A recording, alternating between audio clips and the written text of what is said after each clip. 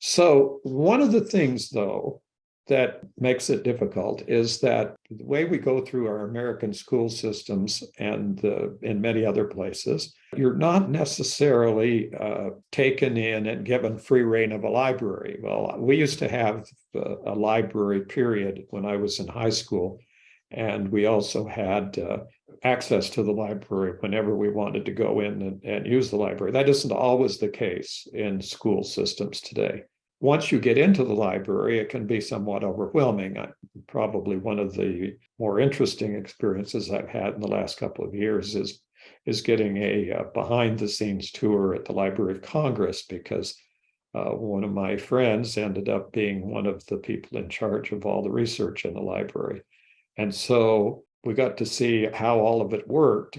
The size creates complexity. That's one type of complexity that there is. And so libraries can become very complex. When I was a student at the University of Utah, one of the first jobs that I got at the university was as a bibliographer at the University of Utah Library, and did that for a big portion of my years. And then when I was a student at the ASU Law School in Tempe, then I also worked in the library as a reference librarian. And so I was using what I'd learned over my lifetime to work in libraries. Now, the basic thing about the libraries are that they're dividing them up, the archives, the libraries, and other institutions, is they're either circulating or non-circulating. And what we mean is you can either check out the books and use them and have access to them directly, or you have to go through some kind of process in order to gain access to the books. So gaining access to the books becomes something else that you have to learn. In other words, there's specific requirements, specific procedures that you need to have in order to go through and to get into non-circulating collections. And sometimes you have to be qualified in order to do that. They're not going to let you even into the library or touch the books if you don't have some kind of connection or some kind of credentials that you have to do. When you go down to like the Brigham Young University Special Collections Library, in order to use the collection, request material that you can guess is there, or use the catalog to find out is there, you need to fill out a form and give the reason why you're doing the research and what your background is and why you're there and who you are and all that kind of stuff. And that's not unusual from East Coast to West Coast. Huntington Library in California, you have to be a qualified researcher from a qualified institution in order to gain access to their collections. And on the other end, you've got the Library of Congress and the National Archives, where both require training, and you have to sit down and watch videos and fill out forms and prove who you are with your driver's license or whatever to even gain access to the collections, even have the ability to ask to look at it. So these are types of things that we need to know about.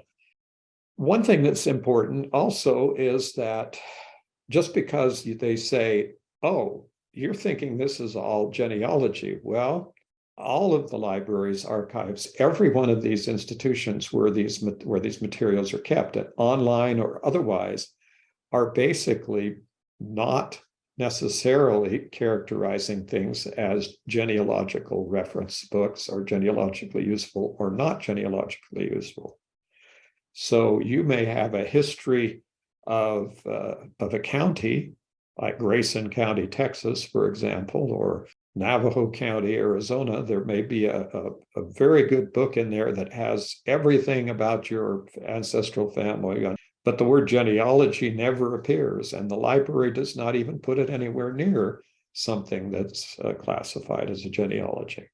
So genealogical information could be any place in the library.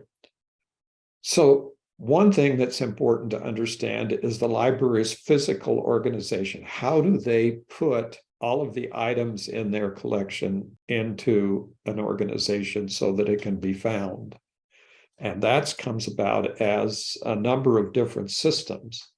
One you probably have heard of, because if you've been in a library at all, or maybe not so long, is the Dewey Decimal System. It's very common. It's probably something that you grew up with and didn't even know it. It's the number that appears on the book, and they're divided up by classifications.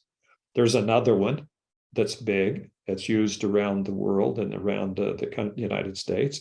And that's the Library of Congress classification system, which is tremendously more detailed and complicated than the Dewey Decimal System. The Dewey Decimal System is open-ended. All of these classification systems are open-ended. You'll know from that if you look at the call number, the number on that they've created to physically locate a piece of material in a library or archive, because those numbers, if they weren't open-ended, then they wouldn't, every time you got a new item, you'd have to make up a new classification or something. Well, by concluding it in the same classification and then adding subclassifications, meaning more numbers. So the number might be like 923.64AC or something like that. In other words, there's ways of every one of those numbers has a significant and what the significance is that it helps the librarians and the people in charge of the library to find the material so that it doesn't get lost in the library. And what I learned very early on was that a lot of material is lost in the library. You can ask the reference people. I used to ask the reference people, and they would say, no, we don't have anything like that. And I would go over to the shelf and pull a book off, and there's exactly what I was looking for. So it basically is something that it becomes more of an art than a science, and it takes more time. There's another one called the Cologne classification. That's one that's used. And there's another one called the Universal Decimal classification. We'll just kind of look at these. This is Dewey Decimal. Here's some of the main categories: general works. If you walk up and down the shelves, you may become acquainted with the areas that you're interested in. If you're interested in literature, you may be looking at 800 books. And if you're looking in history and geography, you may be looking at 900 books. Or if you're like me and you spend a lot of time reading computer books, you'd be looking right at the beginning in the 001, 002, 3, 4, and all the other little categories that go into that particular collections.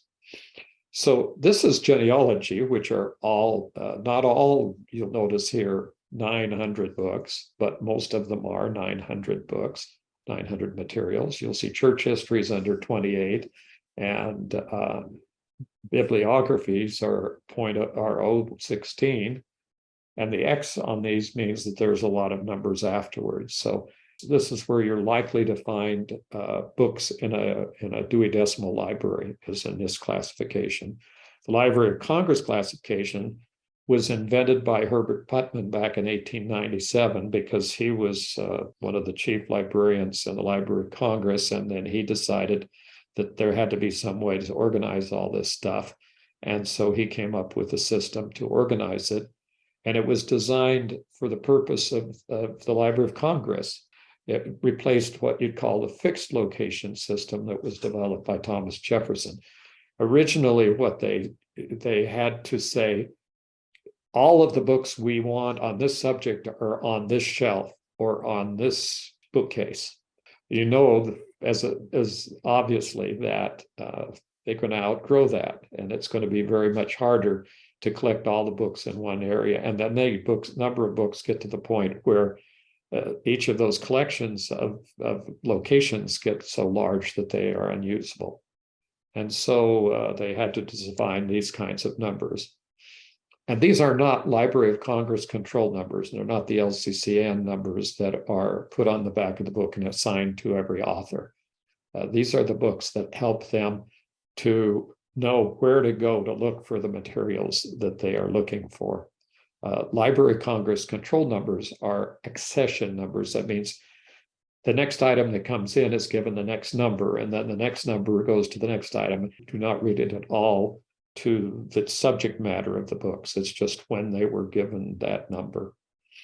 And here's kind of the way it looks like with the Library of Congress classification system. the numbers are in different classes, and then they have alphabetical classic.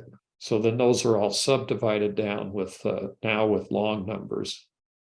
The Cologne classification is primarily in India, and it was the first was published in 1933.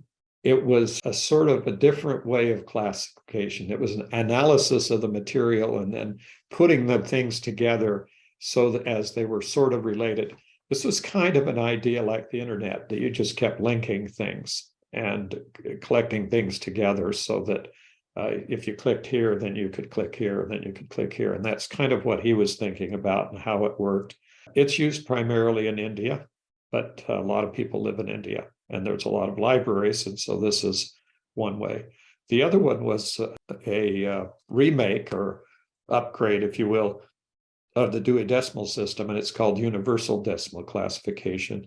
And it was developed by a Belgian bibliographer, Paulette Ouellette and Henry Lafontaine, around the end of the 19th century. It's been published in 40 different languages, and it's used at about 150,000 libraries in 130 countries. So this was primarily came out of Europe and is one of the ones you encounter in larger libraries around the world.